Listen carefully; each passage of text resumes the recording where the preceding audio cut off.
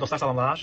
İzləyicilərimdən mənə bir çoxu müraciət etmişlər ki, məlum hadisənin, məlum qəzasını şərh elə. Amma məhkəmə getdiyinə görə və mübahisəli məsələlər olduğuna görə mən o şərhi vermirdim. Bugün məhkəmə oldu. Bugün mən məhkəmə qərarını şərh etməyəcəm. Mən sırf qanunla bu situasiyada hər iki tərəf necə qərar verməlidir, onu verəcəm sizə. Deməli, yol hərəkəti haqqında qanunun 42-ci maddəsi var. Hərəkətə başlamaq və manevr etmə və 51-ci maddəsi var. Bu ötmə ilə bağlı olan maddədir. Hərəkət sürəti və ötmə. 42-ci maddədə deyir ki, sürücü sola dönməzdən öncə qarşıdan gələn nəqliyyat vasitəsini buraxmalıdır. Bu hansı hallara aiddir? Nizamlanmayan yol ayrıcılarına və ya kəsişmələrə. Tutaq ki, biz gəlirik.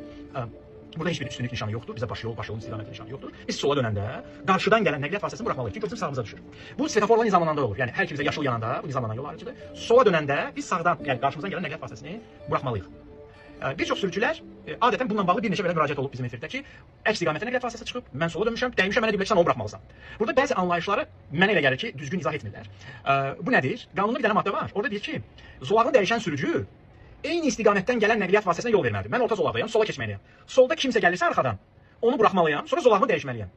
Amma qanun həm də deyir, sola dönən nəqliyyat vasitəsi, qarşıdan gələn nəqliyyat vasitəsini buraxmalıdır. Hətta belə deyir, relsiz nəqliyyat vasitəsi. Bəs 51-ci maddədə nədir? 51-ci maddə bizə deyir ki, nəqliyyat vasitəsini yalnız soldan ötürük. Bir istisna var. Qarşımızdakı nəqliyyat vasitəsi sola dönmə işıqlarını yandırıb manevrə başlayıbsa, onu sağdan ötmək lazımdır. Demir ha, sağdan ötmək tövsiyə olunur. Sağdan ötməlisən.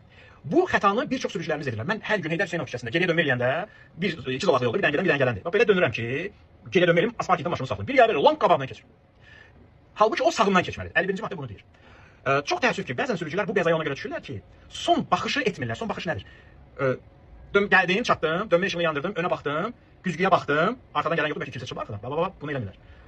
Manevrə başlamaq istəyəndə bir dənə də baxıram. Çünki o 5 saniyə ərzində orada avtomobil peyda ola bilər. Amma bunun bu təhlükəsizlik məsələsidir. Amma qanuna görə, 51-ci maddəyə görə, sola dönmə işıqlarını yandırıb, sola dönmə manevrə edən sürücünü sağdan ötmək lazımdır. Və qanuna görə sola döndüyümüz zaman qarşıdan gələn nəqliyyat vasitəsini buraxmalıyıq. Arxadan gələn eyni istiqamət deyilsə, onu niyə buraxmalıyıq? Adam əks istiqamətə çıxır. Çox təəssüf ki, bizdə bu cür hallarda praktikada o sürücüləri günahkar bilirlər.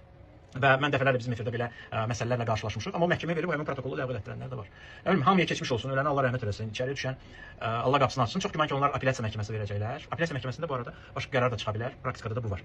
Özünüzə müğayət olun, qaydaları pozmayın və hər zaman güzgüdə son baxışları edin.